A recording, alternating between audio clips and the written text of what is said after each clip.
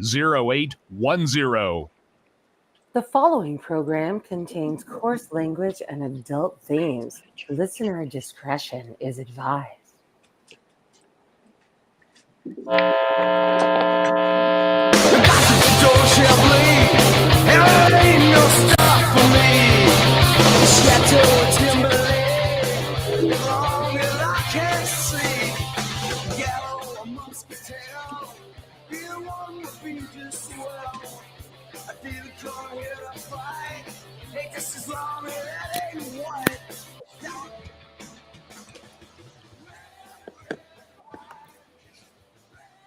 Good evening, everybody. And wow, it feels like it has been a while, Diane, and I have missed you. We are back on Monday nights, 3 Monday nights a month for 2 hours, and our producer, Rowdy Rick Robinson, has hooked us up. Tonight we are live on Facebook, Rumble, YouTube, Double D, and KLRNRadio. So feel free to join the chat. Tonight we have Sam Miele. Diane, you want to introduce Sam for us? Sure. Sam Miele is the president of the Turning Point chapter for Cape Cod. Sam, is that correct? Yes, yeah, Turning Point USA on Cape Cod. And he's a very accomplished young man who has taken the reins and grown the chapter. And I know he wanted to come on and talk about what's going on down there, as well as what your take is, obviously, on current events that's going on in the country right now. Well, I appreciate you having me on, and I'm excited to get into it. Well, let's go. Jump in. I guess you have an event coming up soon. You want to tell everybody a little bit about Turning Point USA if they didn't tune in the last few times that we had you on as a guest, and just tell them a little bit about what it is that you do, what the goals are, and the mission, and your place in that community. Sure. Well, first of all, I want to say thank you to you, Darylyn and Diane, for having me on. It's always a blast. I know it's been a little bit, but I'm excited to be back on. And we missed you. Well, hey, it's always more fun. Well, let me ask first, how is Chloe Cole? She was great. She was awesome. It was awesome. We've been able to our chapter's been able to establish a relationship with her, and we've been able to continue to keep up with her, and she's doing really good. And how's her medical progress? What'd you say? She had some aches and pains before, a little bit of medical issues, but we just wanted to kind of follow up on her. And everybody asks, how she's doing and when are you going to have Sam back. And so, our listeners do want to know. Of course, this is your time, but I just thought briefly would say, since you brought her on, we really appreciate that, and we wish her the best. Yeah, she's doing really well. I was actually with her in Detroit for the Turning Point USA's the People's Convention. The Turning Point USA hosted in Detroit last month. It was a great time, but she's doing really well, and she's going strong. I mean, she's doing good stuff. She had a couple speaker spots with Turning Point USA's couple big conferences, so she's been able to grow. And I mean, if you look at her Twitter feed, it's only getting more traction and more eyes on it. So it's all good things.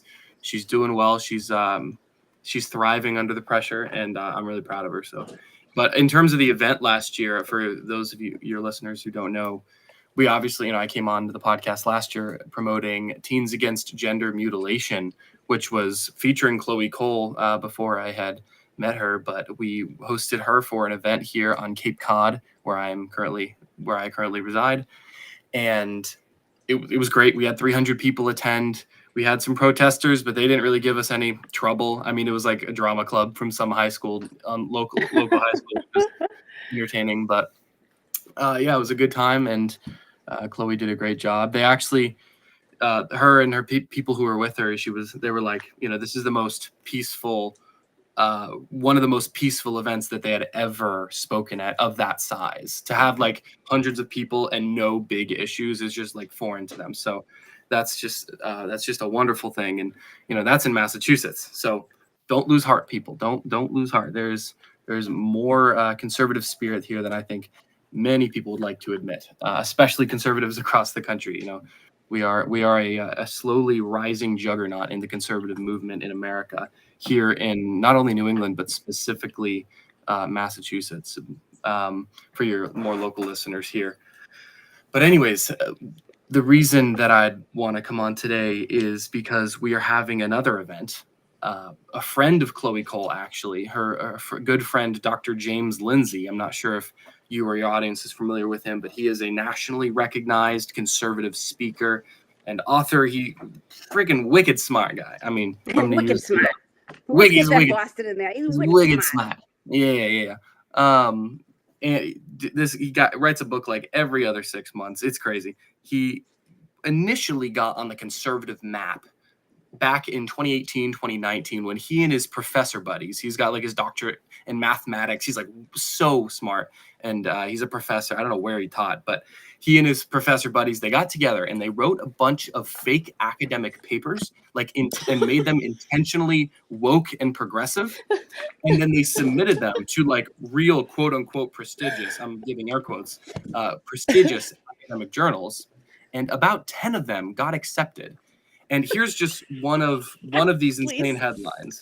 Just get ready. One of these insane headlines of one of the titles of one of the academic papers was dog humping incidents at dog parks is a symptom and a proof of rape culture in America. That's dead serious. Basically, word for word. Wait, say that again, because I started to laugh at the beginning. It's ridiculous.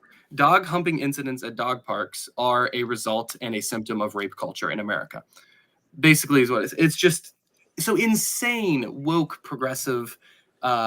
Using all of their leftist language and lingo and using it against them, but making it intentionally so where people who are like deeply entrenched in that ideology, they just ate it up. Oh my gosh, they loved it. And they submitted, and it just totally exposed the complete insanity of all of these quote unquote prestigious academic journals that think they're all smart and, doing all this professional research. And, I'm sure there are some that are important, but I mean, the ones that they submitted them to, they specifically targeted very woke leftists academic journals. And just obviously they've, the academic journals found out it was a whole prank and they took them down. But for a bit there, oh my gosh, there was comments on that specific academic paper about the incidents at dog parks, and they were saying, and incidents, putting it mildly, and we have to post that. The readers of this academic journal were concerned that we were not, by doing the study, we were not respecting the dog's privacy at these dog parks. So just to kind of give you an idea of the sort of people who are reading these academic journals and taking them as fact, we're worried about the studies being done on dogs as they hump one another at dog parks. So I just can't. It's ridiculous. It's absolutely ridiculous. But anyways, after that little tangent, so that's how we got on the map. Sam, a little bit of humor. I love it. A little bit of humor. I love it. Well, we need it. We need this in this world. Di, what's that? Babylon Bee. It reminds me of a Babylon Bee kind of scam. Like a candid camera. If you could only see their face while they were reading, they're like, yes. Kind of like Jen Psaki saying, and now journalists have to be afraid of being assassinated. Yeah, no, Jen Psaki, it's got nothing to do with you. Okay, nothing. Yes, but Jean-Pierre Identity Hire can just shut up, please. Thank you. Yeah, well, even her makeup has gone bad, and that was really the only thing that kept me watching her, was that I was like fascinated with her sheen eyeliner, and even now that doesn't even entertain me. It's just, it seems like the veil has been pulled off, and now all these people are pretending like they didn't know that, that we had a dementia-ridden president. Poor guy, probably, he's being used, and now he's being pushed off the platform because they don't need him anymore. And there seems to be, there's no loyalty in politics, it doesn't seem, but, one thing, if I may, crazy, if I may, I mean, it is pure. I mean, and I'm not the person who came up with this. This is kind of a, the conservative. This is the broad consensus, I would say, across the conservative movement. But I agree with it. Is that, what is being done to Joe Biden is, I would say, mainly Jill Biden's fault, as far as I can tell. She's the one trotting him up, this old doddering man with dementia up and down stages, and like telling him what to say and congratulating him that he answered all the questions after the presidential debate. It's like she's the one who's dare I say, administering this elder abuse. She's just power I hungry. agree. That's as far as I can tell. I mean, I don't want to read minds, but I don't understand why else. Like, yeah, it's a bougie. You got to be the president's wife. It's a bougie position. But I think it's straight elder abuse, and Joe Biden's being manipulated. And I kind of feel for the old dude, honestly. Like, he should be enjoying his pudding and bingo somewhere, but. Yeah, I feel it's definitely abuse. Like I think Diane and I were just talking the other day. I said, what's in it for her? I mean, you can't think that anybody with any I don't know. sense- Maybe the 200 million that she's going to be pocketing if he loses, because old campaign funds. Just Right. pay off all of your little cronies as consulting fees. Get the money back. They don't have to worry about a Right. thing. And then do you think she'll That is get an like an interesting perspective. ambassadorship or something? I mean, what is she hoping for? I mean, it just seems to be pure evil to me. I mean, Yeah, it is definitely beyond reason at this point. I don't know why.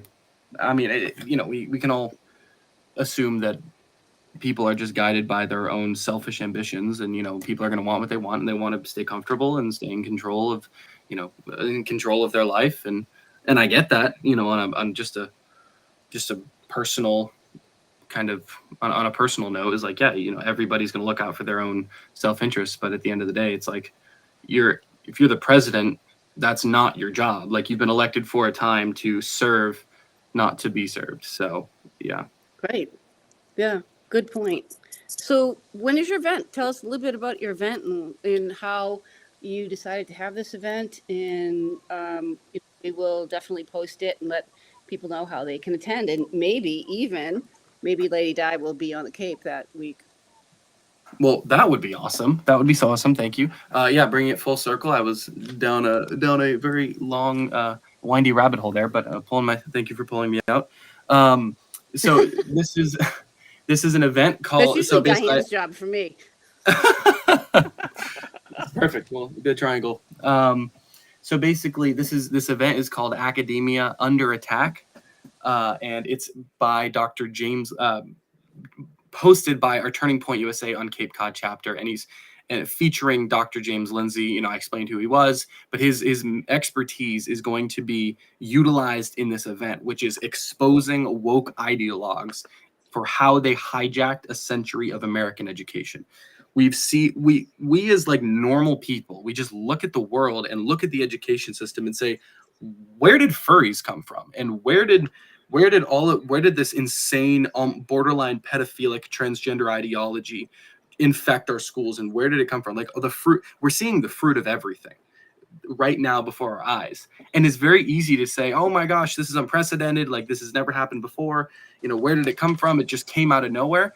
But in reality, it has been a slow progression over many decades from communists and cultural Marxists, and over the past 100 years, and I'm not joking, like for decades, of a deliberate attempt to work their way through the institutions. I can't remember who made the quote, but the very popular quote, we will make a long march through the institutions, which was a certain communist Marxist who made that statement, who had the forethought to basically say, yeah, we're going to take over the institutions, and we're going to make them woke, and we're going to pit the classes against each other, because that's all Marxism is just a class. Well, isn't that part of Alinsky's plan? Similarly, Saul Alinsky. Oh yeah. Well, that was. Oh, what was the book? I'm totally blanking. The pedophilia. Something for the 9 steps for. Oh my gosh. No, I know what you're saying. It's the country. Yeah, it's those. Rules for radicals. Rules for radicals. There you go. Yeah, it's just he just plans it out. He's just like, he just gives us their playbook, and like, oh, thank you. But but more people need to be understanding what that is, and I actually really want to read that book. It seems very interesting to me. It's so creepy though to just be like reading, because he knows exactly what he's saying when he's reading that. He knows the consequences of that, and I don't believe it. what were Yeah. your thoughts on watching the president of the NEA when she gave her speech last week or the week before, where she was pounding on the podium, basically stating that, again, parents should have no control over their children, that we're going to be teaching these kids, we have been teaching these kids. Mm. Between her Well, and Randy Weingarten, who's the president of AFT, American Federation of Teachers, this is obviously indoctrination has been going on. I don't necessarily think in the 70s when I was in school this was happening. I think it's something that started somewhere around the 90s. well, you want to know what happened in the 70s? It was in the colleges. It started in the college. It started with people like Herbert Marcuse and Jacques Derrida, Michel Foucault, different like these postmodern cultural Marxists. Like some of them were straight up communists that fled Germany after the Second World War. But to answer your question, I mean, what is like one of the first job? How do you take over a nation? Well, you break the bond between the child and the parent, and that's how you do it. And I mean, look back in the past 5 years, you've got government officials like Gavin Newsom, the famous bit. He was basically saying, the famous press conference during COVID. He said normally what was it? Snitches get stitches, but in this case, snitches will get rewards. So people were now getting rewarded for turning one another in, and in the same case, like parents now, yeah, that was the example with COVID, but now with parents, so in places like California or very woke cities or states across America, children can now be like, hey, I feel like the other gender, don't tell my parents. And the teachers are legally not allowed to tell their parents, to the point where they can remove the child, have an emergency removal from the child of the child from that home, because they think it's somehow going to hurt the child, that they are, the parent is going to misgender their child, and that's going to make the child, want to kill themselves. I mean, it's crazy. My girlfriend wrote her senior thesis on how the family is being destroyed by how the bond of the family and is being destroyed by the public education system. And one of the stories that she told in the paper, which I had never heard before, is crazy. I believe it was in Washington, maybe Seattle, or maybe just broader state of Washington. But a young boy was going to school, and one of the teachers overheard him complaining that his parents took him to church too much. He didn't like going to church so much, and he went to church twice a week, Wednesday and Sunday. And the teacher, or maybe it was like some sort of overseer in the school, or maybe it was like a school counselor, they got so upset, so angry that this child was being forced to go to church. Oh my goodness, forced to sing VBS songs and do fun dances and win prizes and learn about the Bible and Jesus. Like, how dare he do that 2 days a week, 2 nights a week, not even full days. And so that counselor or teacher or overseer at the school called for an immediate removal of that child from the home. Like, just took the kid, literally kidnapped the child right from school. Didn't even let the child go home that day. It was an emergency removal. And the judge obviously the parents brought it to trial, and the judge ruled that, hey, I think one time at church a week is enough. You don't need to send him twice. Wow. That's a little. So the prerequisite for those parents to have their child was that they could not take him to church more than once a week. That's just one example of how the state is destroying the bond between the parent and between the child. And it's just, and there are many other stories that escape me at the moment, but just of that happening. And that is step number one of many of taking over the nation, because once you can separate the bond of the parent and the child, the state now becomes the parent of that child. And that's why I'm saying to everybody, leave. Like, why are you sending your kids to public schools? I mean, maybe some are better than others, but they're all controlled from the top down. They all have mandated curriculum and such, and DEI quotas, and they're all controlled by the teachers unions that are very, very woke. And just get your kids out, because the state is trying to become the parent of your child. why would you want the state to be run like? Why would you want the state to be teaching your children? Because you have no say at that point what they're doing. And once Well, I mean, they one of the great experiments was what Lyndon Johnson did with black families. He broke the nuclear family, yes, and you can see clearly what happened there. And so education keeps moving on. So now they're trying to find other ways to remove, other families, whether it's brown families or black families, white families, and they're doing it through using educational tools. Now, a lot of school districts, school boards, and this is why I can't stress enough, and I'm not sure who's keying in on the computer right now, but you can't, because it's really, that me? stop keying in on the computer. I don't know who's doing it, but it's really bugging me. Oh, sorry. Because it's That would have been Darylyn because I was muted. But yeah, because crap. yeah, well, I mean, it's coming No, go across the ahead. whole feed. All right. Sorry, I didn't know.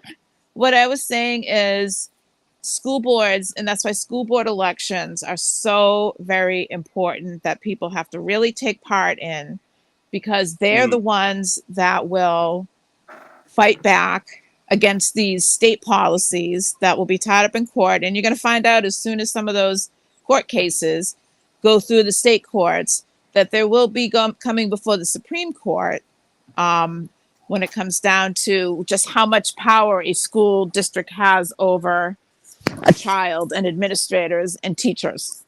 And it will make it to the Supreme Court. That is, I assure you, because there was 5 different school districts in the state of California that have been sued right now because they put a policy in place that said, we're not going to, parents will be notified if students want to be called a different name. yeah, And you will see that lawsuits will make its way to the Supreme Court. Maybe not this year, maybe not next year, but it's going to be coming. Yeah. Well, Diane and I, Sam, I think we shared with you last time, we worked on a case at Mashpee High School. It was a pro bono case.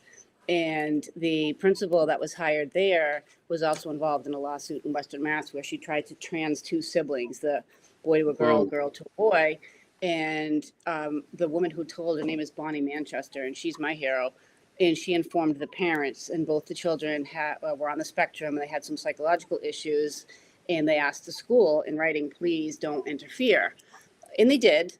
And Bonnie Manchester was fired. And the Massachusetts Supreme Judicial Court said that they took the side of Ludlow schools. But I think that you're going to start to see, just as Diane just emphasized, that more of these cases are going to start going to the Supreme Judicial Court to kind of set the tone of, who is the parent. Who's the parent? It's not the state, and all these people can't be making decisions behind parents' backs. And even more importantly is the fact that the school districts are using taxpayer dollars to wage these wars on parents when it comes to suing them. These are taxpayer dollars, and I can assure you the majority of taxpayers don't want their dollars used to tell the school that they can do whatever they want with the kids and parents have no say. Right. And I think that was what people saw happening in Virginia when the governor made that former governor made that point that parents should have no say whatsoever in their child's education. And we saw how well that was handled down there because, they were pretty much booted out of office. Yet you still have a rogue school district, Loudoun County, who is such a woke school board. I mean, I've never seen anything like it in my life. Yeah. They literally, and this is a big issue too. Most school boards should be nonpartisan. I will never support school board members being voted by whether they're Democrat or Republican. Politics have to be left at the door. When it comes to that. To a certain extent, I agree, but also, politics is on a simpler note. It's how we run our lives, and if you're going to run your life in a way that hurts people, I won't vote for you. But if you're going to run your life in a way that promotes the flourishing of the human race and the the expanding of the minds of children and teaching them critical thinking and how to think for themselves and giving them all sides of information, then yes, I will support you. But that's all informed by politics. So in a way, I agree with you. I understand it shouldn't be a party. It should definitely not be a party position. But I think it's totally okay if it informs your decision to a certain extent. My buddy, my vice president for Turning Point, Hunter Young, he ran for school board in Plymouth this past year. He didn't win, but he got over 2,000 votes, and he was 18 when he ran, and he's 19 now. But he just is awesome. And Is he going to try and run again? I won't say anything for certain. I'll let him say consider that. it. But he definitely but it's definitely on the table. I'll say that. So but yeah, anyways, he did a great job. He but it is a very, I wouldn't even say woke. It's not even that woke of a school board. It's just a very apathetic school board. It's kind of boring, you know. I mean, maybe it's just because I'm young, but I want a little pizzazz. I want something to pop, you know. I want something exciting. You know, I got into this fight because I believe that truth is not only true, but it's fashionable, and I want to make it fashionable again. And it's just these people in the school board are just so lame and boring, and I'm just like, all right, I'm all set. Like, I just want to caution you as someone that has been on some, I was 14 years on 2 school boards, and the ones where I've been on the type of school boards where I've sat back and had 2 school board members screaming over me. I've had someone standing over me screaming across the table at other school board members, and nothing gets done. So that's why it's a learning experience, and the way the school board works is consensus. You want to sit there and give your position to make people understand and agree with you, not and usually that's the best way to do it. And when I say leaving the politics at the door, what I mean is the entire board are there for the students. They're not there for their individual politics. They're there for the students to provide the best education, because it's education. All of these people now that are on these school boards that are coming in with their politics, we're so far behind now in students' education. We used to focus on STEM. There's no more STEM. It's what books are in the library now. Well, who cares about what books are in the library? Who cares how you want to be identified? If you don't know your multiplication tables, there's big issues. Yeah. And I think that's one of the major issues. And that's why when you look for someone that is running for the school board and they say, I believe in, the rights for kids to read whatever they want. No, it should be age appropriate. Yes. That's why you have But by what standard do we measure age appropriateness? Like, at some point, truth has to triumph and take the forefront. Because if you as a school board member can't agree, and by the way, I definitely don't agree screaming over each other. Like, truth can be spoken quietly and calmly, because it can stand on its own. It doesn't need crazy over the top, gestures of anger and insanity. Like, it can stand on its own. But by what standard do we measure how we train up kids or how we teach them? And it has to. And if you don't agree with the fellow school board members, that's going to cause disagreements and arguments, and it's going to cause division. But I don't see that as a bad thing. If you're disagreeing over truth, that's a wonderful thing. But see, you put a word in my mouth I didn't say. I never said anything about agreeing. I said a consensus. A consensus might only be 3 out of 5 board members, okay? Which is also a quorum. But you are able to speak. You're able to get your opinions across, make them known. You don't know if something you say might change the mind of another board member that's there, because you cannot have any of these type of discussions outside of a convened board, because that's against the law. Yeah, we're not supposed to. Exactly. I'm sure that some do, but it's against the law, obviously. Because the only power a school board member or a select board member or a member of a board has is when that board is convened in an open session. That's it. You have no more power than anybody else the minute you leave and close and adjourn your meeting. That's it. but you also have the right to speak your opinion. Your opinion is you as yourself. You always have to be careful that you're not trying to speak for the board, for example. But I've had times where the vote's been 3-2. I accept it, but there's always the option that somewhere down the line that's a different type of motion for the same thing can come up, where people have had a chance to review it to see how it's worked. But when you talk about age appropriate, usually you have state guidelines. It depends on if there's we talk about all these books that they want to put in the school, and they're in the library. Well, they're not necessarily age appropriate. Is your media specialist watching what they're checking out?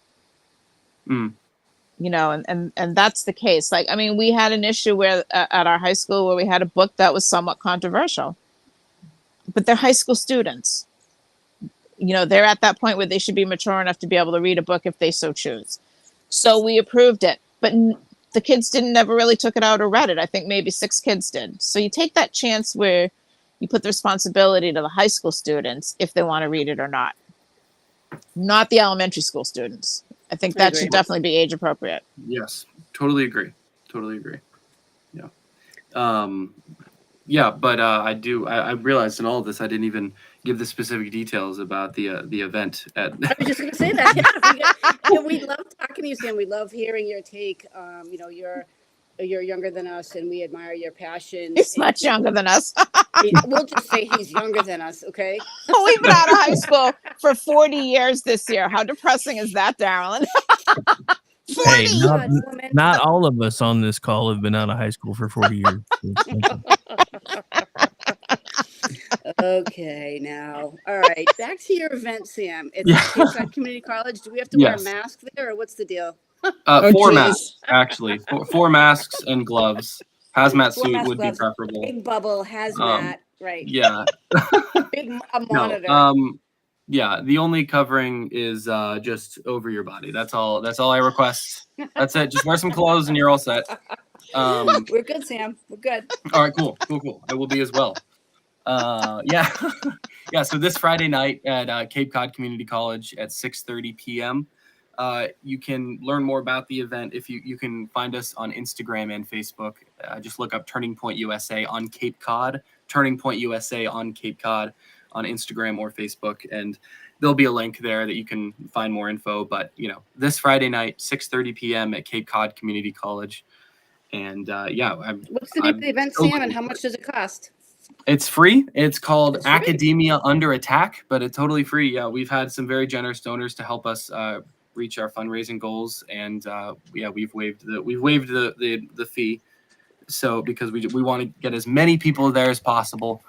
I've been all over the place. I've been Lower Cape. I was up in Pembroke, so we were all over the place, and we're just trying to bring as many people as possible.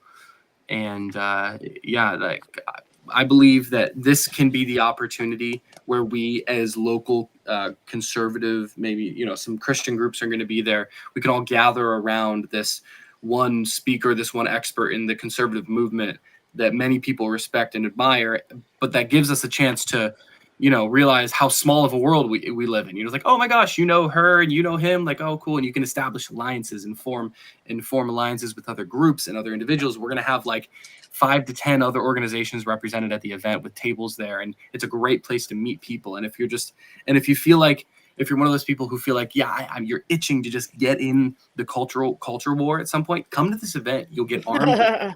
You'll get encouraged with a map forward in terms of how to take back a school board, or how to take back your local neighborhood. Since it's election year or whatever. It's not a political event, but all these cultural ideas, and especially about education, will inform politics. So it's just a great place to get plugged in and to become a vital component of the conservative movement wherever you may live. Can you Sam, drop is there a number of speakers? What'd you say? Is there a number of speakers, or just the doctor? Yeah, so we Dr. James Lindsay will be our main speaker. I'll open it up real quick, just kind of introducing everything. My Hunter Young will introduce Dr. James Lindsay, but in between us, we'll have Mike King, who is the CEO of Massachusetts Family Institute, which is a family policy council, one of several across the nation. And he's a good friend of mine. He's been on my podcast, and we just had a good rapport. And he's a very strong Christian conservative man, 6 kids of his own, and he's just a great guy. How many girls? I think 1. Oh yeah, that's nothing. Now, Sam, can you drop us a link, either to Darylyn or myself, for The speaker, because I'd love to put that story about the dogs humping out there so that people can we see should. just.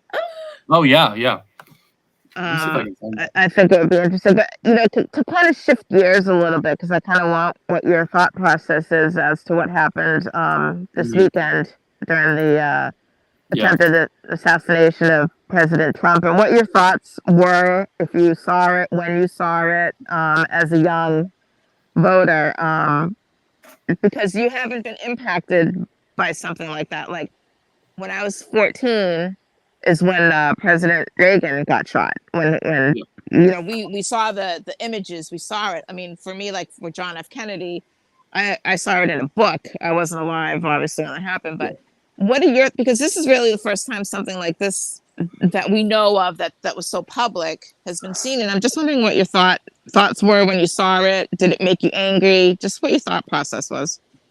I was not angry. I was flabbergasted. I was just shocked that he did not get actually assassinated. I mean, if atheists need more evidence of the existence of God, I don't know how Amen. the fact that Trump survived this assassination attempt could not be a better piece of evidence. Just, oh my gosh.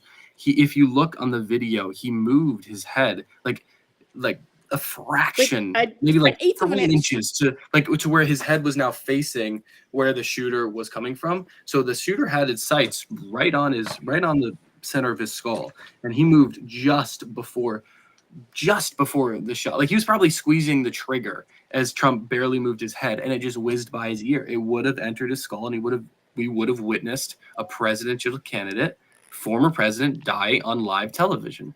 It was the hand of God. And oh my gosh, like just reacting to different people. Like I've seen a few different military personnel and former Navy SEALs or whatever just reacting to this, and the likelihood of anyone surviving this is just so little. Like it's just crazy. I mean, I believe it was 120 to 150 yards shot from the building to where Trump was standing.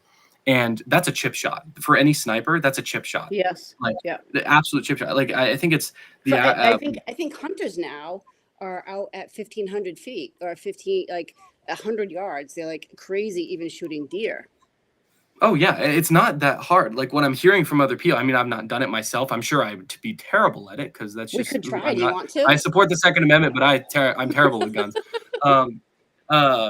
I've not had the privilege to learn very extensively. But in any case, people who know what they're doing are not going to miss that shot. So like the average, I saw one former military personnel get asked about it, and he was like, oh man, I do when I go to the range, like 400 yards is kind of just like is chump change, like 400 yards is chump change, and and up to like 1,000 yards, like 123 to 150 yards, that is nothing. Absolutely nothing. And the fact that he lived is just a miracle. And I mean, I was working when my buddy called me, and I was just flabbergasted. I called my dad right after, and I was just praying to myself because I was like, all right, Lord, if he dies, like this is like we've essentially, people are going to lose their minds. We might enter some sort of civil war, and the left is going to start getting exactly what they want, which is people on the right getting violent, which gives them license. You guys still hear me? Use yes to then crack down even more. So No, you're not. We got you.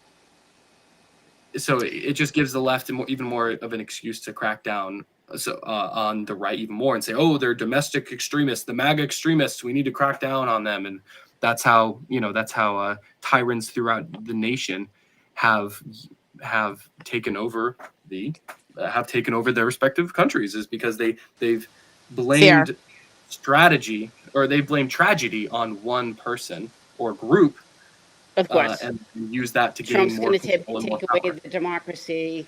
That's kind of one of the oddest things that I've seen, because it wasn't until the lockdowns and then the schools and then the secrets, and the last 4 years have been really painful financially.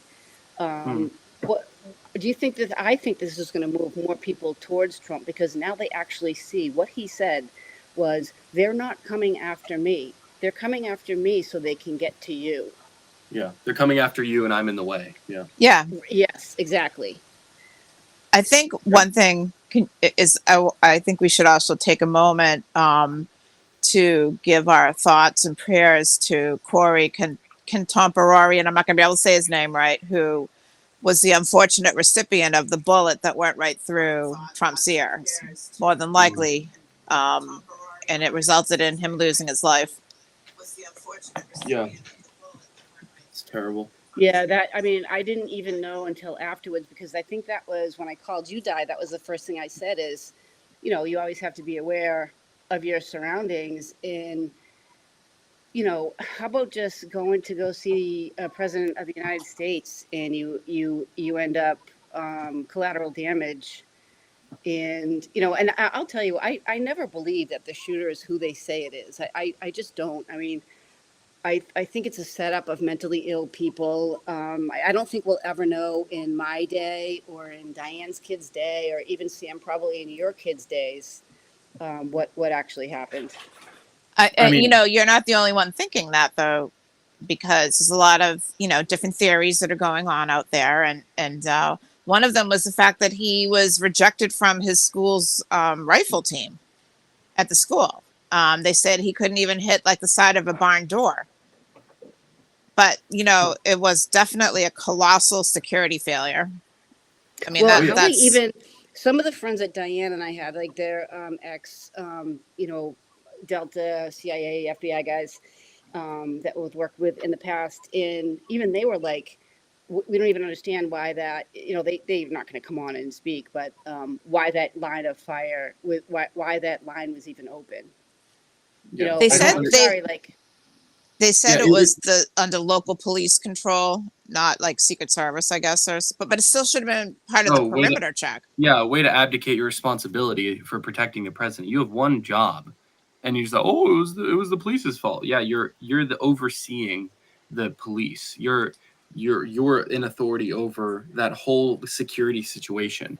You're just gonna way to take responsibility for the people under you. That's great leadership. Yeah, totally. And I think one of the issues which a lot of police officers have told me is when they are at these type of events, they are all on different radio channels. There's not, and then understandable, I can see why there's not one single one, because if it got jammed, there would be a huge issue. But you usually have spotters. So where were the spotters?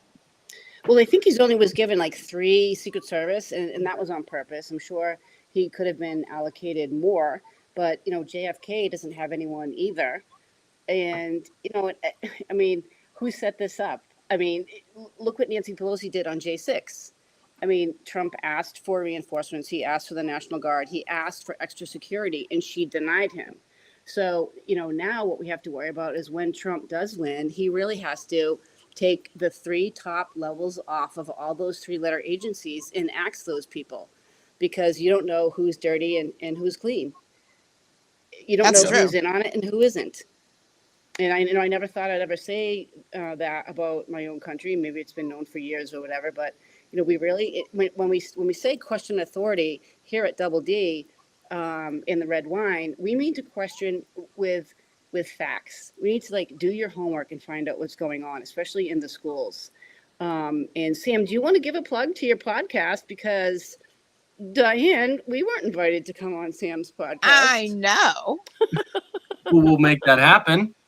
Will we? Well, Well, listen, I don't want you to do it just because I said it, Yes, I did. Yes, I do.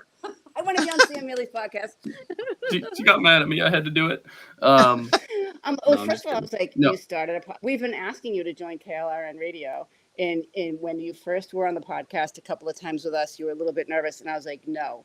I said, listen, you are going to have your own podcast before anybody even knows about it. But Rick, he didn't come to KLRN. Well, I mean, it was never in the cards for me for a little bit, and then it was actually Hunter's idea. So we co-host the Sons of Liberty podcast. So we're everywhere: X, Spotify, YouTube, Rumble, Facebook. We have an Instagram profile, TikTok. Just we're all over the place. Anywhere you could listen to your podcasts or watch them. The Sons of Liberty podcast, we talk about our goal is to bring Christ-filled conservatism to New England with a Gen Z perspective. That's our goal. We aim at one podcast a week. Don't always get that because we're teenagers and sometimes we derelict our duties. But whatever. Keep us great. We feel like we still are. Just 40 years ago, maybe. Oh my gosh. You just keep rubbing But that in. anyways. Yeah, and I mentioned earlier that we had Mike King from Massachusetts Family Institute on, and that was my favorite episode to film. So I highly recommend that. Well, that's because we haven't been on there. So, Oh my gosh, no, we'll have to get you guys in person. That'll be way more fun. This energy, we can't do this over we gotta do this in person. That would be, oh my gosh, that'd be so fun. Well, it just so happens I'll be down the Cape the last week of August. Oh, perfect. So just so you guys know, because I know you're not used to, the ladies aren't used to streaming on X yet either. You guys are currently sitting at number 4 on Live on X. So hey, yo, let's go. Nice. I never thought I'd be a 4, but I think I'm happy to be a 4. Hey, I'm a 10. What can I say? Okay, so listen, guys. So wait. How many listeners? Is there a way to see? Right now, across the 2 feeds that I can see, and there's a few others that is being fed to that I have to go look at later. Right now, we're sitting at just under 200. Oh, sweet. I wonder how many on our Facebook page are listening. So I've been in touch with Kari. She says she has a new Twitter, although I can't find it. It's Kari MacRae for Mass. So I am trying to reach her on Twitter right now to send her the link. She was commenting in the chat as Kari MacRae. I don't know if that's a different one, but I'm sure she is. But Sam, do you have Kari's info? Because we could have Sam send it to Kari. Well, see, I sent a link to Sam. I sent it to Sam. Oh, you sent it to Sam, Yeah. but then I don't know how to forward it to Kari. well, I'm trying to find her Twitter for you guys. Oh, Because Kari she MacRae just for said- Mass or whatever. Yes, and I don't. Yeah, I found that. her. You did? Oh, if you have the link, you could probably send it right through Twitter to. At That's what I Kari was trying to MacRae do. for MA. Do I just get the same link that we're on right now? Yes, yeah, I just send that right to her. And Yeah, then that she'll one pop right works. on. You can say hello. Once we're live, they're all the same. So Okay. So, Sam, what is your host for the Sons of Liberty? So, Are you right to YouTube? Oh, yes. Sorry, I misunderstood you. Yeah, we're YouTube. Our main is YouTube. We do like other videos on like short form content as well on YouTube, but that's our main thing. Yeah, but YouTube is definitely our main thing. I'm just trying to find it here. Seems to be a few Sons of Liberties. Thus, I mean, I gotta say the Sons. You gotta say it's the specific. You gotta say the Sons of Liberty podcast. Oh, all right. It's, we're not big enough to. We will figure that all out. Okay, maybe this is it. Let's see. Today in the Daily Dose. Is that the Daily Dose? Nope. We'll find you. I don't want to put any inappropriate content on by accident. Imagine. Oh. But we have, so tonight you are, and people don't know yet on Rumble, but we are broadcasting on Rumble, on X, on our Facebook Live, Double D, on the KLRNRadio Facebook page, as well as I think KLRN on Twitter. So we won't really know exactly how many listeners we have until Rob could compile all that. But we also will have a link that you can share, and we'll be happy to share the Sons of Liberty. Of course, only after you have us on as guests. Yeah. Well, anyways. We don't come cheap. Well, hey, I'm looking forward to that, and I greatly appreciate that. And I am Sam, not able to figure out this stupid X profile. I don't know what is going on with this. I'm trying to figure out how to send this to her currently. How about Sam? How about if you leave us with a prayer for President Trump and people who are really are worried, but we want to take that worry and we want to churn that worry up into action. And we hope that they will come, Friday night.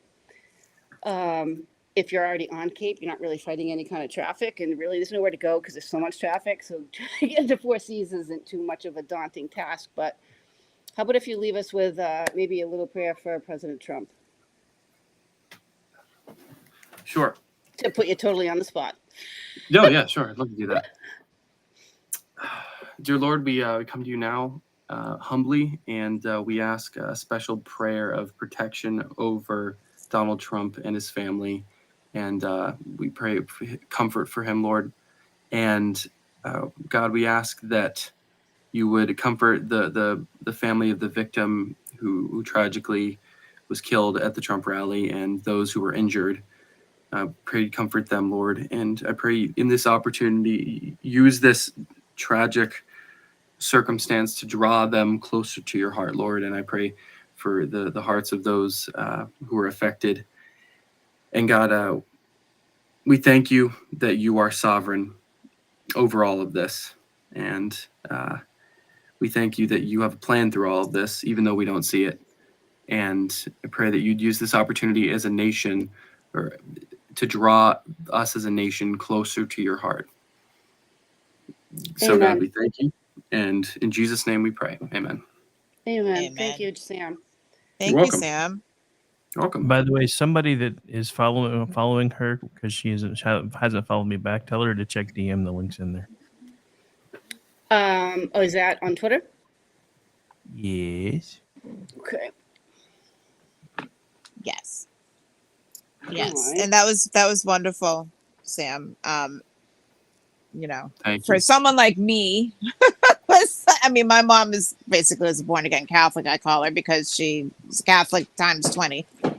But it was a very beautiful prayer, and I'm very thankful that you also included the families of those killed and injured as well, because they're really going through a horrific time right now. And Corey sounded like he was a wonderful father.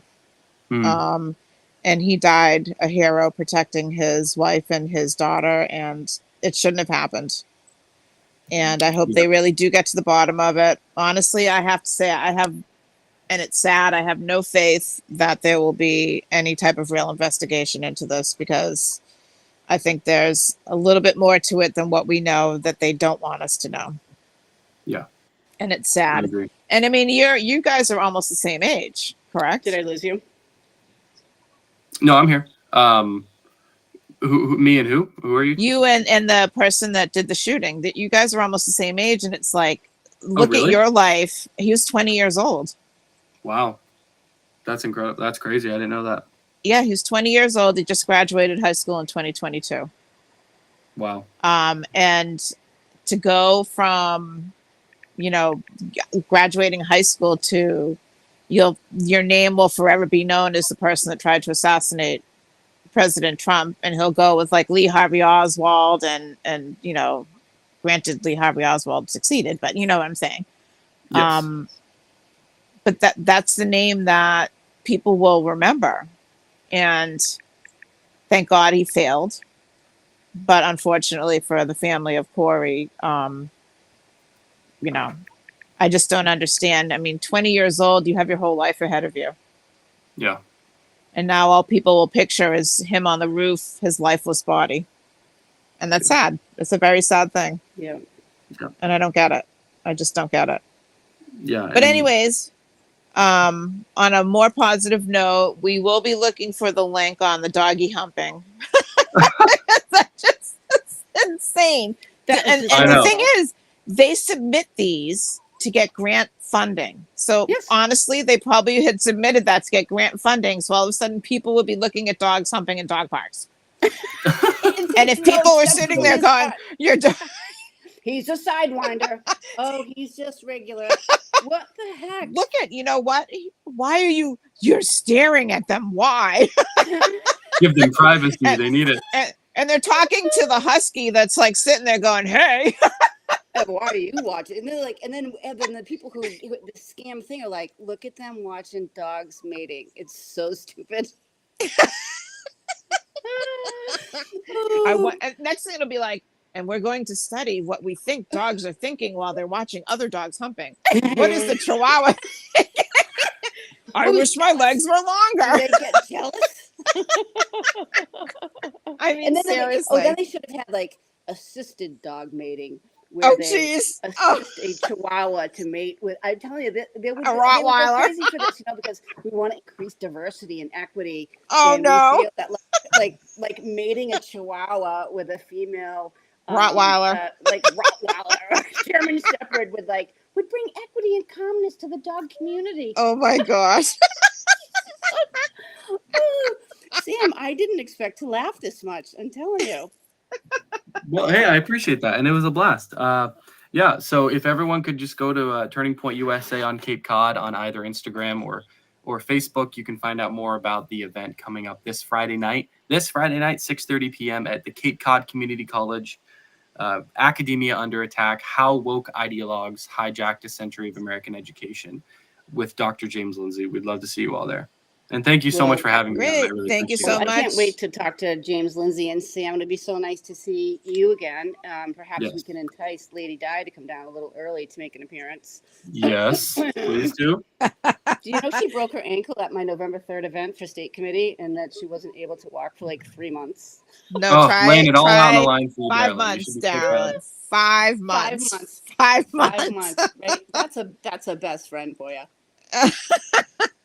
But while we are waiting to try to get Kari on, there is no waiting. I've been trying to get your attention for 5 minutes. She's here. Hi, Kari.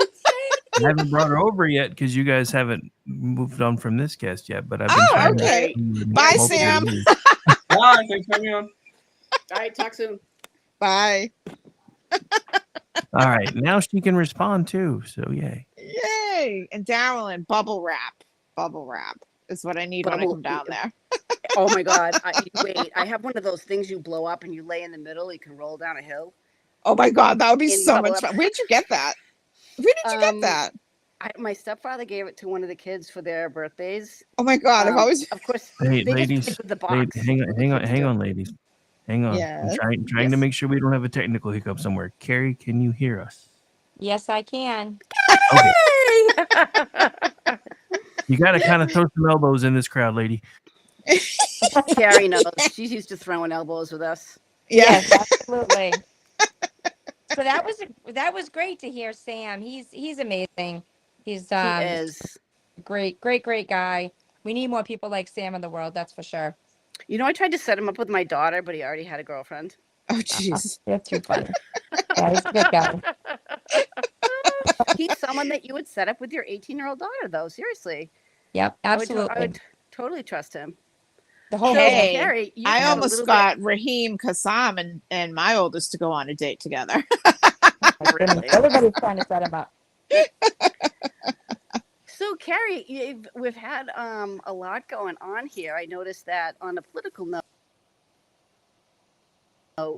I received an email from the Mass GOP that said the candidate running against Dylan Fernandez for Barnstable and Plymouth County state Senate seat. And I thought, what happened to this pocketbook project where the state committee person and Jennifer Nassar were, allegedly having all these classes to promote female candidates? And last I checked, you were female. Has the pocketbook project aided you at all in your campaign, or does it seem like we're still back to the unwritten rule where the candidates are basically picked? And then we'll get on to your just a brief comment on that, and then we'll get on to your Supreme Judicial Court potential. Yes. So yes, it does appear that the little project there that they are supporting, Matt. They did, make a donation because he's the candidate that was for, Nikki Haley, right? So, Matt was part of the leadership team for that. Yes. led by no other than No Sewer. So that's the reason why. So, they're just establishment Republicans. I use the word Republicans lightly with them, but look, it's an uphill battle.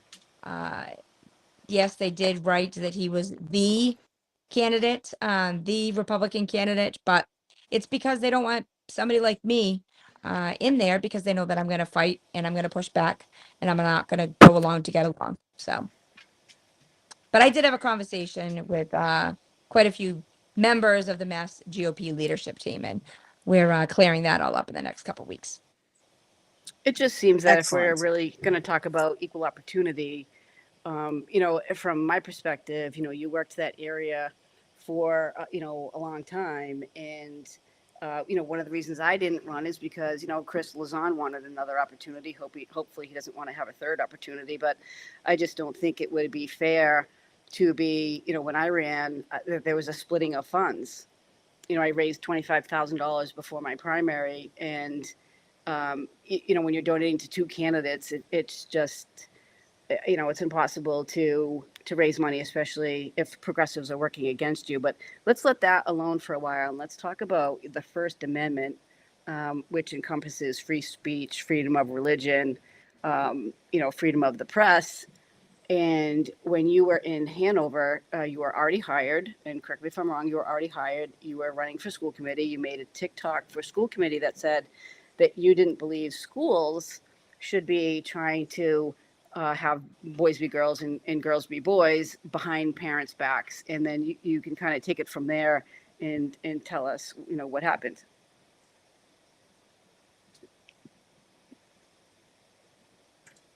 Do we have Kari? Is she here? She was. Hang on, let me make sure something didn't happen. Well, what And- happened Hello? with Kari? There she is. Yep, I'm here. Sorry, that was weird. Okay. So basically what happened was, sitting at home, watching the news, seeing what's going on around the country, seeing what's happening in the schools, because now our eyes are even more exposed. As a teacher, I was in my own little bubble with teaching business, which didn't have a lot of the critical race theory stuff and the ideologies embedded into it. It's kind of hard with the business stuff. And so basically I decided to run for school board. So when I ran for the school committee, I made that little TikTok video saying that I wanted to make sure that students in our town were not taught critical race theory, that they weren't taught they weren't taught that they could choose to be a boy or a girl. It was all around the wording was taught. Taught made a huge impact there, because it's people can do whatever they want. It's their choice. It's all that. It's about what's being taught in the schools. That is where my issue was, and where my pushback was. So about 6 months after being running that campaign, now I'm on the Bourne School Committee. I pushed back against the policies about making a new policy for children to have the face mask policy in the town of Bourne. I said, this makes no sense to make a policy for this. So I voted the policy down.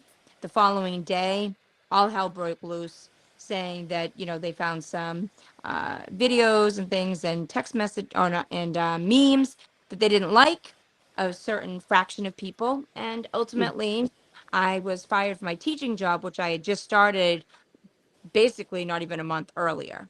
So it all happened really, really quickly. And the biggest issue was that they fired me. Did we lose her? Oh, I'm here. she's That's weird. Good, Kari. So they fired you. Yep. After you made For the my post. social media posts. Yep. For my social media posts. Yep. And then Did told they you that's what state it was that for. did they state you broke the social media policy? Well, they changed the policy after they fired me. They can't Yeah. do that. Are you Yeah, kidding they me? actually changed the policy after they put me on notice. Then they changed the policy. So So, yep, in other words, they terminated you for policy violation that didn't even exist. exactly. Yep. And I think their argument was that they felt like they could fire me for whatever they wanted. Didn't matter. The And they issue could have during the that probationary period, but they said it was because of your post, correct? that's where the issue is. So they could have Right. fired me and said, this just isn't working or whatever. But because they ultimately fired me for my social media post, which is protected by your First Amendment right, that's where it gets a little, sketchy. And that's why we're fighting it. And we have gone through courts, we've gone to the First Circuit Court, we've moved our way up. And ultimately they said that, the First Circuit Court just basically made a ruling saying that I could be fired for my First Amendment, against my First Amendment rights are not protected fully because I'm a public employee. So when you're a public employee, there's a different Standard. level, a standard, exactly. And that's kind of where everything went crazy because then a lot of people started picking up on it again when they heard that verdict. And of course, it was great because the Boston Herald, and the Boston Globe and all the newspapers brought it all to light again. And people were like, oh, wait a minute. So the judge and the team of judges, because it's an appellate court, so it's a team, I think it's 3 judges, they agreed that they could terminate me because there might be disruption. The biggest problem is that they're saying that there's no time restriction. So you could be a public employee, now a police officer, 15 years before you made some social media post that might hurt some people's feelings, could be the truth, but could hurt people's feelings, and they could fire you over it. 15 years later, 10 years later, no limitation. Because when you go into Well, the then what public about Dylan sector, Fernandez's crazy posts? exactly. Yep. So when I beat Dylan Fernandez, right, I'm going to make it through past moratorium, obviously.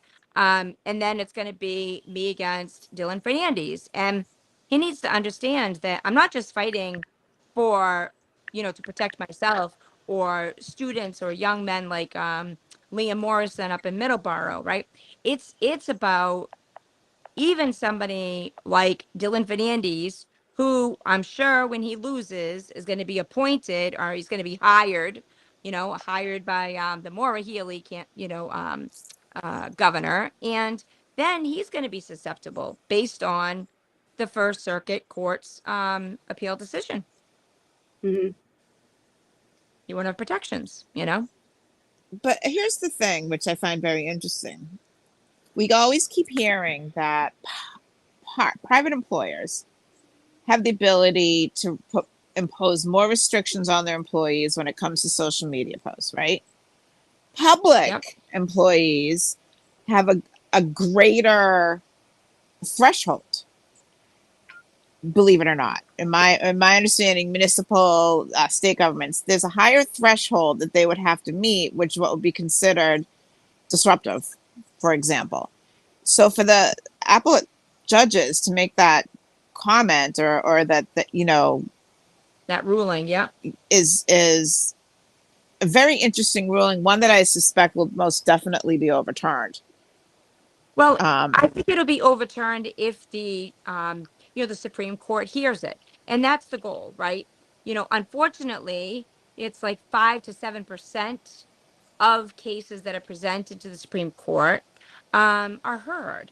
Now, I think, given what's happening in our country right now, where our rights of all sorts are being trampled on, based on the Supreme Court makeup that we have right now, there's a very good chance that they read the overview and they say, geez, you know what? This is going to be applicable based on the First Circuit appellate court's standing, that there's no time restraints.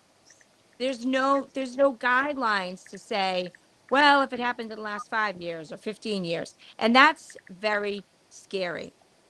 That is obviously a way to stifle people's right to free speech. I think it's another issue as far as the laws haven't kept up with technology either. And they really haven't. They're like literally like 10 years behind technology, which is because it's ever changing. But the Yes. bottom line is, it's no different than if you publish something Yep. with your opinion. And a lot of times when people publish something, they don't get the type of pushback that you got, or the termination, or anything like that, even if it was published. It's Well, just, it's and I think this is the issue too, is, I didn't break any rules because I wasn't employed with the Hanover School District at the time that I even made those posts or exactly. shared those tweets, right? And I it's was their not employed there responsibility to do due as diligence. to Yep. do due diligence when they're hiring, for the hiring practices. And now you And look what's happened just with the Trump, attempted assassination. Look at all the left liberal, I was going to say whack jobs, but I guess I'll just say it. Where you can say they're making, it. right? They're We're making, equal opportunity here. You're being nice. I would have called them something else. We like the word whack job. here's the problem. Where does this go now? Because you have teachers right now in my district who have made social media posts asking, like, oh, geez, that was a great try. Or, I mean, Exactly. and they're employed and they're really inciting violence. And it's like, what's going to happen with those teachers? But then there becomes, should they be terminated? Well, here's the thing that I think is, one is, Free speech. when you pledge allegiance to the flag, if they pledge allegiance anymore, I mean, even, you swear under the pains and penalties of perjury. You swear to take an oath, when you marry, under God. And, even in our money, it says, in God we trust. But how does any person, like, I would never want Barack Obama to be shot or assassinated. I would never want Nope. Biden to be shot or assassinated, Nope. because that weakens a country and Mm-hmm. that splits a country. So for me, her post is more disrespectful to the United States flag, to the United States Constitution. It also does a disservice to her students, because I think a good teacher is someone that you're not aware of their political affiliations. Exactly. Yes. Well, So and is it's it, interesting and the because judgment, it's not good judgment. And she's it is 44 not. years old. She's not Yeah. 23 out of Well, school and being indoctrinated. I think the Yeah. fact that what she posted, and I understand that the discussion when it comes to First Amendment rights, it's her private page. She can say Yeah. what she wants to say. But the Yeah. problem is, that is completely different from someone saying, I believe boys should be boys and girls should be girls. Or Okay. that you should not Be- teach. That's the key too. For me, it was teach. We should not be yep. teaching kids, hey, you could be a boy just because your parents say and your doctor said and this, that. You can change it up. You could do whatever. That is not the appropriate You're being a uh, secret platform or place. influencer. Exactly. Great.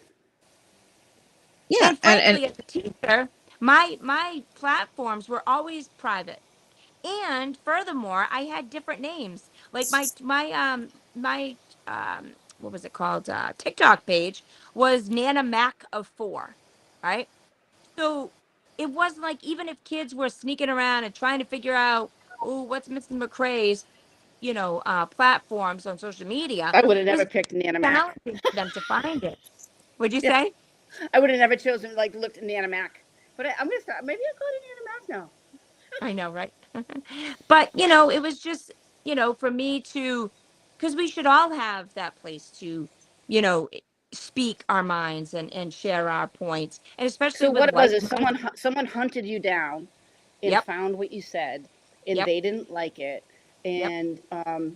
and the school thought that that would be an excellent reason to fire you, because really, we're stifling education and we're not allowing any other thoughts, and God forbid teachers have it. I mean, you should see some of the investigations that Diane and I have done in the schools, and you would be Mhm. flabbergasted. In a couple weeks, hopefully, we'll be revealing it.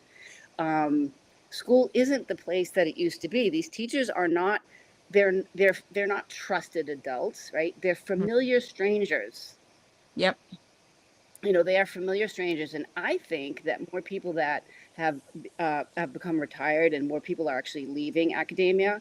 I say that we get more conservative retired people to let's get in there and substitute teach and get in there and affect reach as many kids as we can. I mean, even my own kids, I'm like, why is that kid wearing a mask? They're like, shh. I'm like, he's still wearing a mask now. Yeah. Well, some might have health issues too. This kid was playing lacrosse, running out in a field. Oh dear Lord. Just silly stuff, but my kids don't feel that they can speak up, but they don't want to say anything because for whatever reason. Yep. And a lot of times they'll just stay silent, get their grade, and then yes, and move on. Mm-hmm. And unfortunately, free speech has been stifled at the educational level. Yeah, it's Well, so many. not only that, yeah, it's stifled, and not only that, but it's if you think any hierarchical or patriarchal organization is brutal, I think you get the most institutional betrayal from educational agencies, because even when you have people who just want to teach, this other stuff is shoved at them where they have to teach, DIE and all these other things that, instead of teaching math and science. Yep. So meanwhile, we have kids failing. But that's okay because you had to call him the right pronoun. Yep. But we don't care about, so educational standards, as someone that I served on the school board with for many years, always had this whenever they would come and say, we need to change this or change that. She said, we're dumbing down education. Yep. And it's wrong. And it is wrong. And hope, and like I said, and Kari, how important it is. Get people to run for the school board. The only way you can make change on a school board is to get people to run, to step up, especially the people that, have the most criticism about the school board. Put your money where your mouth is and run. Yeah, absolutely. But I know even in the town of Bourne, we had quite a few people that stood up and said, I'm going to run. And it was great to see. Now for the school board, ironically, nobody else stepped up. So it was just me. I ran again. I was elected, ran unopposed again, which is kind of hilarious because that's how it all happened the first time. Unopposed, nobody ran against me. So, but that's where when I saw that nobody ran against me. I would take that as I had multiple It was great because elections it like that. really showed that People had faith in you. Are starting to think about things and come back. And they had faith in you. I ran. Yeah, I think what the world there? has to really. We're here. Hello? I can hear you. Can you hear me? I can hear you. I can hear you. I'm gonna start. Well, what I was gonna say, like Kari, I ran unopposed almost all the elections I was in, but that's because they had faith in what you do, and they had faith in you, Kari, because when they saw that your seat was up, no one ran against you. If she can't hear me, should I start singing? I just told her to come out and come back in. Yeah. But that's the thing. It's like people will say they're running and then they don't. Elon Musk pledged $45 million per month to the Trump campaign to be expressly used for ballot voting. Nice. Whew. Sorry, back. That was weird.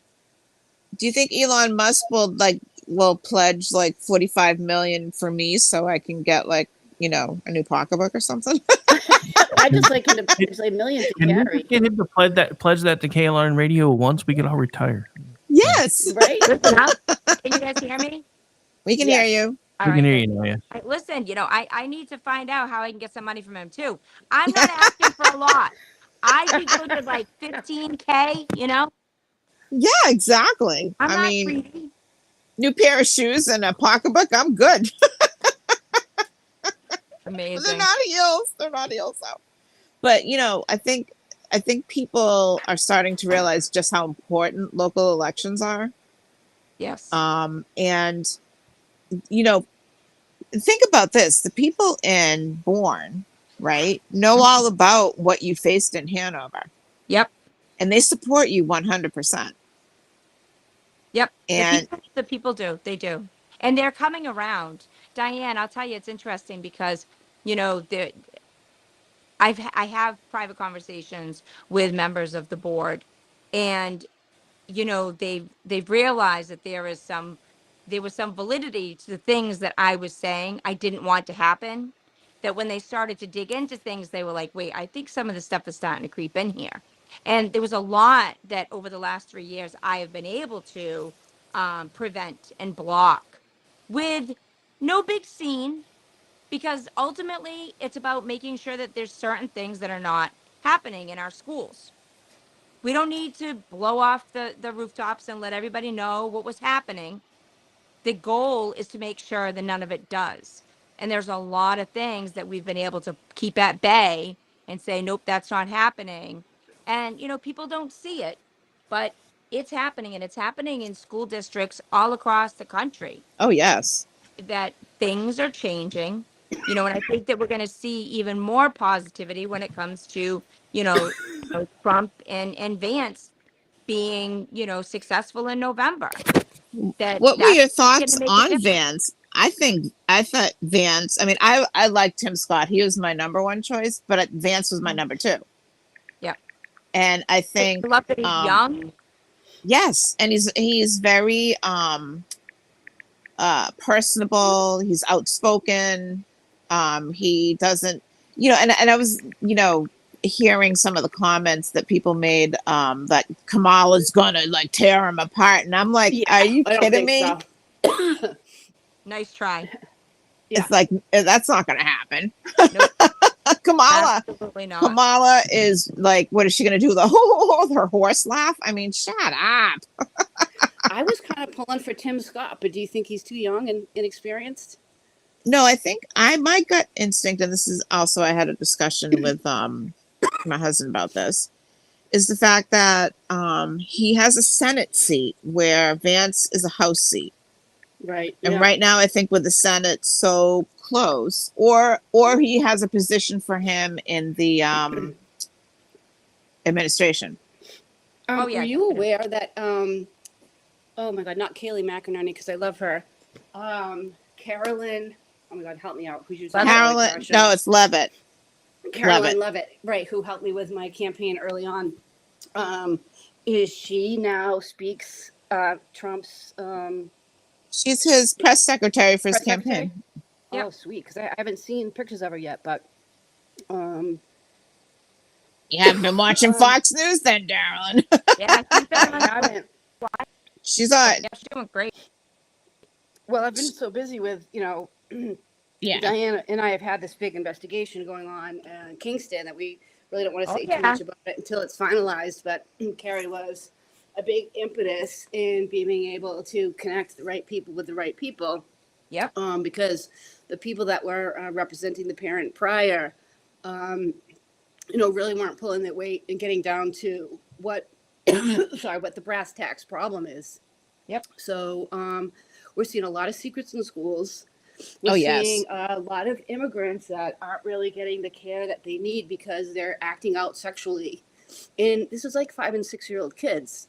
Yeah. So it really needs some attention. And we hope that, we can involve the parents there. But there's a lot of parents that are now starting to leave public schools. So, what is that going to be? Are we going to be a non-English speaking public school? Well, that's a problem too. We have to make sure that we fight. We don't just walk away. And, when everything happened a few years ago, I remember going to rallies and talking to different parents and, and they'd be like, oh, maybe I should just take my kid out. And I said, well, you know what? Look, if you have the, if you have the opportunity to do that, go for it. But listen, then I go didn't run have for the your school opportunity. I board. mean, I'm basically broke for that. But someone put their Yeah. hands on my kid. And, was it sexual? Yep. I don't know. Was it grooming behavior? I don't know. I just reported it because I believe that everybody deserves due process and professional review. And what I got was a big Yep. F you. Who the F do you think you are? And Including that's from how, school board members. from school board members, yes. And Yeah. that's how Diane and I started to do this investigations, and the investigations moved on to municipalities, and then municipalities worked into law enforcement. And we don't advertise what we do. We don't go looking for clients. We help people who really truly need it. And Kari connected us with someone who had an attorney, and he wasn't representing her best interest, and that they charge you $5,000, and then they need another $5,000. And we work with a group of attorneys that are extremely disciplined, and they understand a good case when they get it. And our investigations cut out a lot of the hourly time for the client, and we're really able to get down to brass tacks. And I'm just praying for you, Kari, because I want to sit through a Supreme Judicial Court case. And So do I. The last one we had down here was in 2009 with Ruth Bader Ginsburg, and I've explained this to Kari before, and I believe all school committees should be educated on this. And what Title 42, Chapter 1983 of a federal regulation says, it's tandem with Title 9, which is supposed to protect gender bias. But Title IX is not the only way to sue school officials who act with investigative indifference.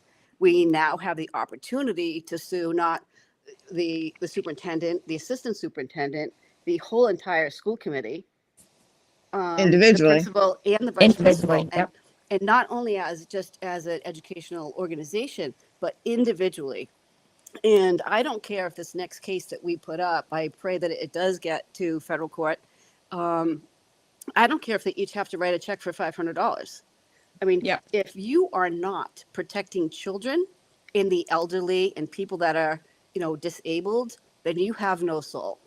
Yep. And when we're talking about these children, and Kari, you know what I'm talking about, the indecent sexual assaults that are going on between 6-year-olds at Kingston Elementary School. And Yep. excuse me, do you know that was never reported to the state? An indecent sexual assault was not reported to the state. It's per law. So that school has already put their federal funding in jeopardy. Jeez. And Yep. no one's doing anything about it, because as you said at the school committee meeting, and as Mrs. Caitlin Hutchinson said at the school committee meeting, and another man, George, who was very outspoken, these kids are in elementary school now. And if they're acting out sexually by grabbing kids and kissing kids and, looking under the stalls or whatever, what is going to happen by the time they're in high school? These kids need help. They need to be looked at, and they need to be protected in the schools, because they don't want to report to the state and, have 3 sexual assaults at their school. But I think now parents have to look and say, if there's no assaults or no reports, I would be more suspicious than I would if there was an assault and they took care of it properly. But you have to remember, and I think Kari will understand this, is a lot of what happened, for example, in Parkland High School, when that kid, shot the students, he acted out. He was on a special program because they had received a federal grant that they would have lost the grant funding for if they continued to have the reports of assaults or anything like that. So they patted down, put them in this different type of program that they weren't getting any help. Obviously, this kid was one of the ones that was in the program, just so they could get the federal grants. And that's a huge issue, because unfortunately, and I think Kari can attest to this as well, when you have a student that goes under a child in need of services, where they either have to be outsourced from the school district into a residential program or a non-residential program for, the sexual deviant behavior or whatnot, it can cost the school district anywhere between $250,000 to $300,000, because you have to provide transportation if they're residential. And that has an impact on the budget, because that's not anticipated. And a lot of times it's the dollar that can lead special education directors to make decisions that might not necessarily be in the best interest of schools. Yep. As well as administration. And I think that is a big driving force as to leaving kids in the school district. We made the decision where we had a student, this was years ago, where a school psychologist said it wasn't a matter of if he did something dangerous. It would be a matter of when. We made the decision as a board. We don't care what the cost is. he needs help. Yep. And he was put in a residential program. It protected the students. It protected this student. Well, that's exactly it too. It's not just about that one student. It's about all the students that, you know, could potentially have harm, they've got to look at the whole picture. They have to look at what the impact's going to be if they don't spend that money, and we see it. We see it in the schools all the time. We see reports of students injuring, hurting, I mean, killing, right? And then they were Yep. red Teachers flags as that were well. there. They've ignored them. Yep. I Because of mean, we money. used to have the, when we were growing up, if a student was acting out in class, he got removed from the class. Now they take the entire classroom out of the class and leave the student in the Yeah. classroom. I'm like, what Believable. is But Yeah. then what they this? do, Diane, but then what they do is then they call the police and the fire department because they don't want to put hands on. They're not So allowed now, to. so They're not now the allowed fire, to. okay, so now the fire department leaves. Now they have to backfill in the fire department and hire overtime. Yeah. And now Yeah. you're tying up 2 cruisers to go to a school for everybody to put hands on a little elementary school kid. And Because they're not allowed to put hands on the student anymore. no, I understand that, but Yeah. look at the, look, and I understand mainstreaming, and but there are some children that can't be mainstreamed. I mean, you cannot save every little duckling, and I don't mean to sound cold-hearted because if it was one of my children, of course, I would do whatever I needed to do. But there are some mental illnesses, there are some medical issues, and these are the people that need transitional assistance. These are the people who truly need, extra help buying food. Um, like those are the families. I just think that the allocation of funds, and another thing is like teachers are always asking for more money for this and more money for that, and they have to prepare for their classes. Well, I had to shine That my boots. I have to sends me clean my over the car. edge. You want to know why? Because it's budgeted for in the budget. Each classroom gets a budgeted allowance to buy supplies. And if something wants to drive me right over the edge, it's no similar to when we had a gym teacher saying, "Oh, we need sports equipment." Okay, you have money in your budget for the sports equipment. Why are you telling parents that there's no money for it when it's right in your budget? Yep. That nothing sends me more the edge over than that. I used to go out of my mind. Well, there is one. I think her name is Kathy Bent, and she's on the Barnstable School Committee, and I think she's been the brains of that organization because I did speak to one school committee member a number of years ago when that other person told me to go F myself, and who the F do I think I am? I'm someone who gives an F about my kid. That's who I think I am. He met me and discussed things with me, and I said, "Did you read your bylaws?" And he goes, "What do you mean?" I said, "You are not supposed to be here right now discussing any of this with me. It's actually against your school committee bylaws. So how do I know what your bylaws are better than you do?" I So we don't know. even have educated school committee members, especially on, what about liability? I think it's better to do a good, thorough investigation, get kids the information that they need, get rid of teachers that don't belong, and focus on the basics. Even my kids' school, JP2, I said, it would be great to have these kids actually come out of school knowing a second language or having some computer skills or just, what Kari does. She teaches life skills. Yep. And I think, we've gotten away from that. But Kari, can you tell us, I wasn't able to go, but your Judicial Watch, you had a meeting, and can you fill us in on kind of, the Supreme Judicial Court looks at about 700 cases a year, but they only take about 150. So what is judicial Yeah. law? They take 100 to 150, and they sift that out of 7,000 cases that they're asked to review. Last year they only took 72 cases. So it's tough to get to that point, but I think it's very important in the team, Tom Fitton and Michael Bekesher and the whole team and I, kind of put our heads together and they met as a team. We talked and we felt like it's not just about me, it's about, all the people out there. So let's make a go at it. Let's bring this forward. And the whole way I've been told It's going to be tough. It's Massachusetts. It's going to be tough. It's Massachusetts. Liberal judges, Massachusetts. And I've But always followed up. you're going to the United States Supreme Judicial Court, correct? Yep. Not the But what I'm saying Massachusetts is, Supreme Judicial right Court. from the beginning, yeah, it's a Supreme Court, U.S. Supreme Court.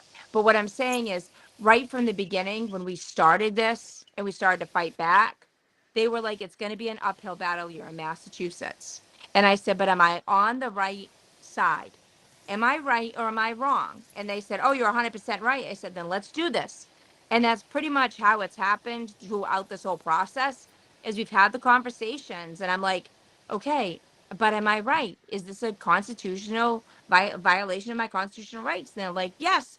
I said, then why are we even discussing it? Let's keep moving forward. And, it's because of people, that support Judicial Watch and support the work that they're doing, which a lot of it is to protect and fight for, President Trump, for many, many cases that they try to, bring forward. It's about bigger, Donald Trump says it so well. They're not after me, they're after you. I'm just in their way. And the Wall Street Journal did a beautiful editorial that outlined everything so perfectly. And my lawyer Michael Pekesha sent it to me and said, Kari, read this. It was perfect. And it basically, said, it's even for me, my constitutional rights, have been violated, but not just mine. We hear about it all the time. And so the fight is for everybody. It's not just for me. It's to make a statement and hopefully protect many, many people who have been, as we've said, silenced and stifled. And that's the reason why we're going to keep pushing forward. And there's a very good chance that our case will be heard. I would So hope you've already so. done a writ of certiorari. Is that what you've already done? It's not done yet, but that's what we're doing. Yeah. Okay. Yeah. I think, Because So Carrie, you had a message in here from in the chat that Raptor said, "Life skills, Carrie. Could you please spend some time with my wifey?" oh my gosh, that's hilarious. Raptor, come on now. Don't put us in the crosshairs. Well, it's not really. It's so I teach financial literacy and marketing and business classes, which, to Darylyn's point, are our life skills. How to balance, how to budget, how to make good decisions when it comes to going to college and career and all that stuff. So those are the kinds of courses. I would love to get together with a developer who writes programs for computers and have it be a game. And you go, okay, so now I've graduated from high school, and what do I want to do next? And you say how much money you have in the bank. So I could either, buy a new car and get a job and pay $500 a month for my new car, or I could sign up and, go to plumbing school. And then as you make the decisions, there's an algorithm to show, how you would be more profitable, or if you're best, Yeah. using your common sense and your money to kind of move along in the game. To show some kind of like financial literacy or decision Yeah, there are making some. There's some software like that we've used in the classrooms. Quite a few different things. Whenever you can make life skills and things like that into a game, the kids definitely get more involved and So let me being get this in. by it. Here's your justice opinion summary. Okay, this Mhm. is MacRae versus Matos, and this was in 23 in the First Circuit, 2024. A former teacher at Hanover High in Massachusetts, Kari MacRae, was terminated from her position due to controversial memes she posted on her personal TikTok account. The memes, which were posted before she was hired, touched on sensitive topics such as gender identity, racism, and immigration. After her post became public knowledge, the school district decided to terminate her employment, citing concerns about potential disruption to the learning environment. In the lower courts, MacRae filed a lawsuit against the school district, the school's principal, and the superintendent, alleging that they had unconstitutionally retaliated against her for exercising her First Amendment rights. The district court granted the defendant's motion for summary judgment, concluding that the school district's interest in preventing disruption outweighed Kari MacRae's First Amendment rights. On appeal, the United States Court of Appeals for the First Circuit affirmed the district court's decision. The appellate court applied the Garcetti framework, which balances the interest of a public employee in commenting on matters of public concern against the interest of the state in supporting the efficiency of public services. So that's where I have a problem there. The court found that MacRae's post did touch on matters of public concern. The school district's interest in preventing disruption to the learning environment was reasonable and outweighed MacRae's First Amendment interests. The court also noted that the timing of the post, the media attention they received, and the controversy they stirred in the community all supported the school's district prediction of disruption. But why aren't they talking about the disruption that it's causing parents when teachers are keeping secrets and calling their Sally George or their George Sally? Now, that may be so, and that kid may be, be bent that way genetically, whatever. But isn't it more disrupting for the parents who don't want their child to be keeping secrets from them than to be speaking about it openly? And you were not rude. You didn't use foul language. I didn't feel that you were offensive. Nope. You just didn't think that that's what we should be teaching in school. And I think a lot of people agree with you. And I really do think that because the Supreme Judicial Court does take cases of national interest, that on a writ of certiorari, you may have, you may have a decent chance. And I hope so, because I would love to be there. I think we do, because again, it's not about me, it's about, the impact across the nation. And we see that a lot of this woke ideology that's being taught in the schools and being woven into all subject matters. We sit here and we talk, can't they just teach English and math and writing and arithmetic? They're doing that, okay? The problem is they're intertwining all of this ideology crap into the lessons. It's amazing the lessons that you find that the kids are having with, certain ideological spins in the problems, or in the, in the word problems. It's absolutely asinine. And that's how they're really bringing it to, to be just so normal, right? They're Remember bringing, that woman in, I oh, think she was in Truro or Wellfleet, Diane, who started, she was like a biology, chemistry teacher that we posted about some number of months ago. And, I know what it was. She was gay, and her wife didn't think that it was appropriate to have a white superintendent be hired because she didn't feel that it was reflective of the community. Listen, I don't care if you have one leg, peg leg, whatever you are. If you're a superintendent that's not going to hide things from me, in that, your first due diligence is going to be to the children, I don't care what color you are. I would And I say don't know. we this: shouldn't. since when should a school board hire a superintendent based on what color they are, instead of hiring the most qualified person for the job that's going to bring your school district hopefully to the next level? Well, what's interesting too is when you look at teachers and things like that, we're going to have some major cuts. We're seeing it already. And I made a comment to one of my fellow board members, and I said, listen, the last couple of people that we've hired have been members of the protected classes.